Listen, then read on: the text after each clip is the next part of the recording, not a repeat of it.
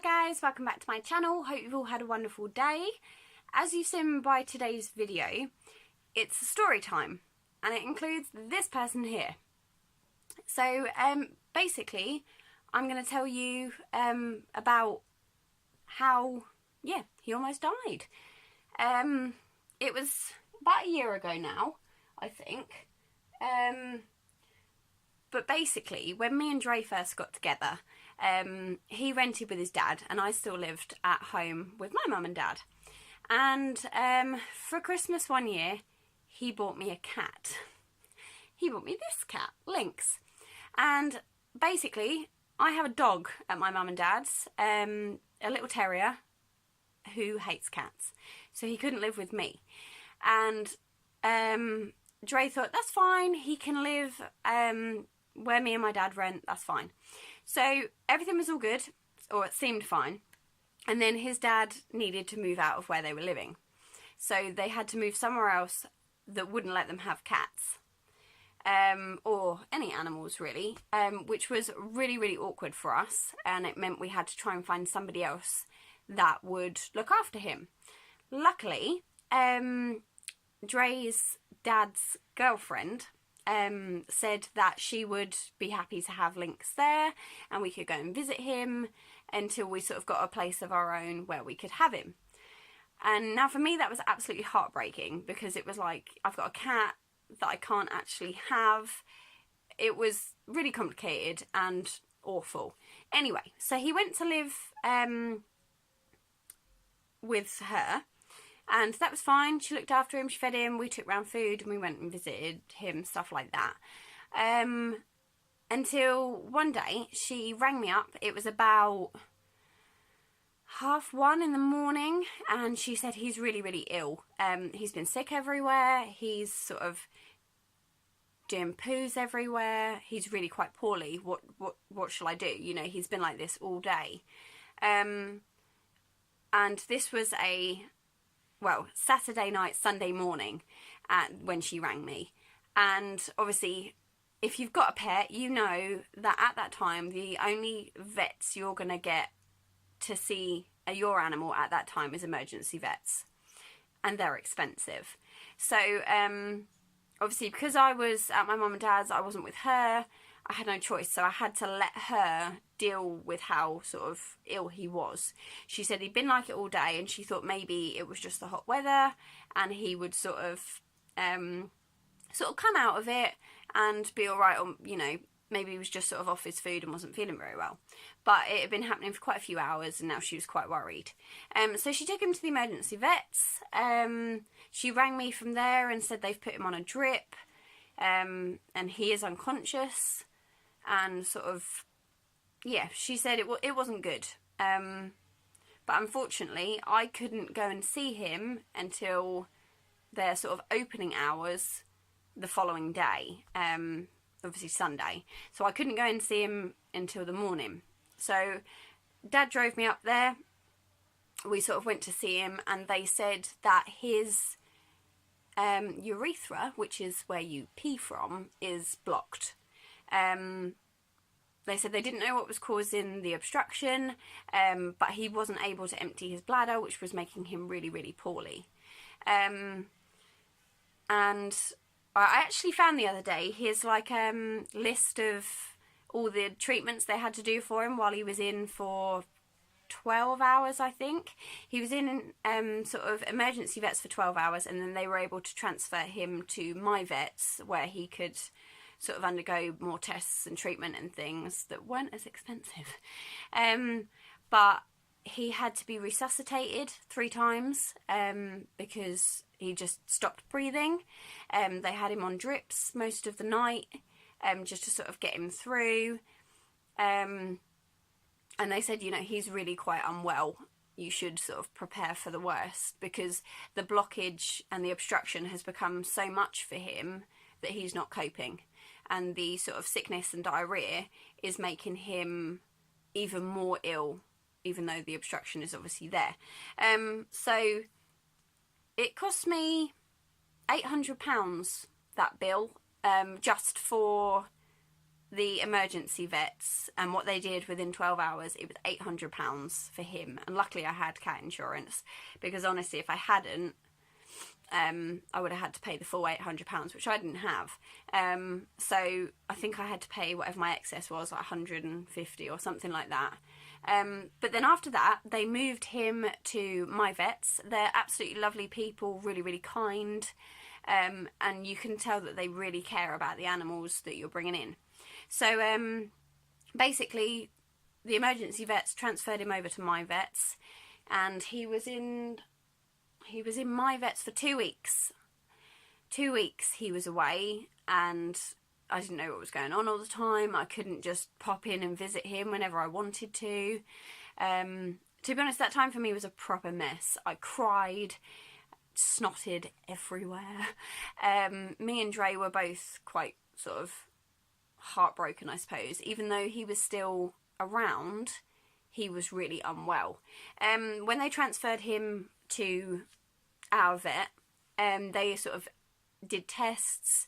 He had like a little cone on his head at one point. I'll have to see if I can find the picture and I'll pop it in the thumbnail. He had like a little casty thing on his arm, and sort of drips going in his arms and legs and things. And basically they said that for whatever reason, crystals had formed in his urine, meaning that it was blocking his pee-pee hole, basically. Yeah, so it was blocking where he wheezes from, and it meant that obviously he couldn't then pass urine round the crystals. So it was, because apparently a cat's, especially male cats, their, I don't even know what it's called, urethra, I suppose it's urethra, is really, really thin. It's a really, really small sort of like tube basically coming out of them that they pee from. And they said that because it is so thin, the crystals that are blocking it have blocked the entire thing, and he then isn't able to express his wee. So they were having to physically empty his bladder, or he had a oh, what's that thing they put on? A catheter. He had a catheter that they put in, so that I think he had the catheter fitted at the emergency vets, and yeah, so they had the catheter fitted there, and then when he moved, they also sort of had a catheter fitted then. But when the catheter wasn't fitted, they had to squeeze his bladder from the outside so that he could pee, because he wasn't able to do it himself.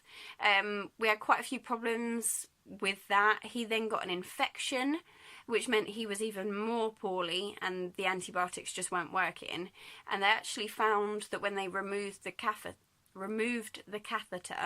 that there was a very, very small fly that had got in on the catheter, and obviously had then caused an infection, which they were trying to treat, as well as trying to treat the crystals in his urine, which was quite difficult. So I was getting phone calls all the time saying, oh, he's doing really well, and then the next minute it'd be, oh, this has happened, blah blah blah, which was awful, absolutely terrifying. The vet we had, his name's Ben. He was the loveliest man, and to be honest, I owe him Lynx's life, because he was there day and night checking on him, making sure that, you know, his antibiotics were going through all right, you know, that his catheter wasn't getting blocked, sort of things like that. So that was, you know, if it weren't for him being there constantly, because that's not part of his job, he doesn't have to be there 24/7 just for one animal, you know, but he went above and beyond for us, and that meant so much. And then when it got to the point that we could take Lynx home, I didn't want him to go back to Dre's stepmum. Not because I felt she'd done anything wrong, but just because I wanted him with me. I wanted to make sure that he was okay. And we actually kept him where Dre was renting at the time with his dad. They weren't supposed to have animals. We actually kept him there. We didn't tell anyone. We kept it as secret as we could, and we kept him sort of to unfortunately one room because he was so poorly, he couldn't make it that far to go to the toilet and things like that. So he was, you know, we had his food in the same room, we had his litter tray in the same room, everything. But when we took him home, Ben said to us, he's still not expressing his bladder in the way he should, and if it becomes blocked again, you're going to have to express it. So he actually talked me through like gently squeezing the bladder to express the urine so that it wouldn't become blocked and he wouldn't become like more and more poorly. He actually met up with us at the surgery on a Sunday. When he was coming in to sort of check on the other animals, he said, if you're worried about anything, I'll be there at 10 o'clock and you can bring him in, I'll express his bladder for you and I'll just check that you're doing it right, etc. So all things like that. And so he really did go above and beyond. He was there for us all the time. And if I ever was worried, I could ring up the vets, ask to speak to him, and he'd come out straight away and speak to me. So yeah, we went through a lot of that. We were expressing his bladder, and then he started to sort of pee, but it was like tiny amounts. We had to get those like puppy training pads so we could actually see how much he was weeing. And it was like maybe like a teaspoonful a time. And then everything seemed to be going okay, and then all of a sudden there was blood in it, and it wasn't just wee, it was bright red, full of blood.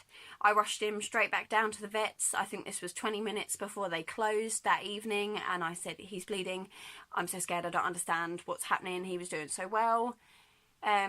He was back in again for a week on a catheter, and all sorts of bits and bobs. He was having so much medication, it was awful.